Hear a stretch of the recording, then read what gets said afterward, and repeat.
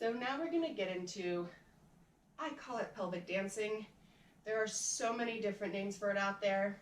These are one of those exercises that, like, stereotypically women do.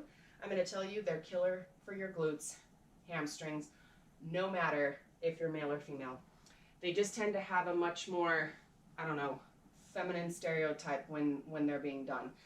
They also are an exercise that sometimes you may or may not be comfortable doing out in public, so feel it out, but they're incredible, and it allows for absolutely no weight bearing on your joints. So this is key, okay?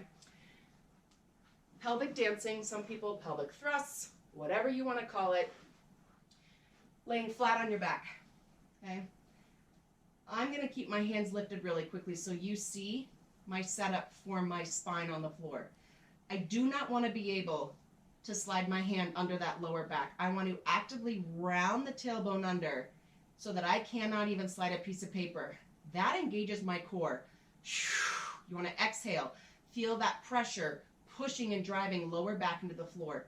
Then I'm going to lengthen my arms long by the sides, pressing my palms into the floor. Tailbone under, lengthening arms, right? Space between my ears and my shoulders. I want to actively press into my upper back. That's the scapula shoulder blade area, right around here. From here, I'm going to drive my heels into the floor. So I should be able to actually lift my toes when I press my hips up to the ceiling.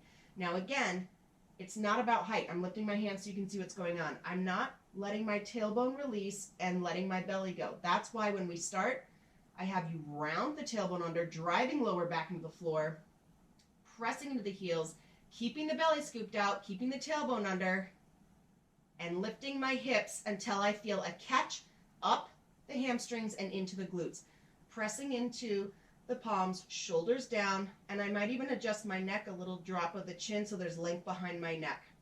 From here, I want to really drive my heels into the floor. So I'm not gripping with my toes, I'm not lifting my heels, pressing into the heels, and then it's a little variation work of this pelvic dancing. You're going to go full range.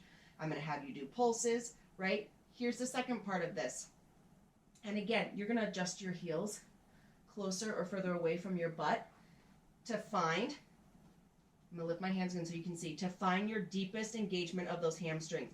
So if you find pressing up into your pelvic dancing position better with your heels closer to your butt, go ahead and move your heels closer to your butt. What I want you to be careful of pulling your heels too close is that you're going to start to pull on those ligaments and tendons on the knee joints, right? If you walk your feet too far out, you're just not going to feel the deepest engagement that you can, okay?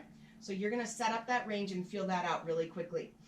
I also want you to feel the knees slightly pulling in, like you're slightly zipping up those inner thighs so that you don't let those knees collapse out, right? Again, you want to keep the weight into the heels and into the balls of the feet. Variation on this is keeping your heels exactly where they are. You're going to simply turn your toes out. You're coming into almost a mix between shallow V and wide V when you're standing so that you can start increasing that deeper engagement of those outer glutes, those outer notches.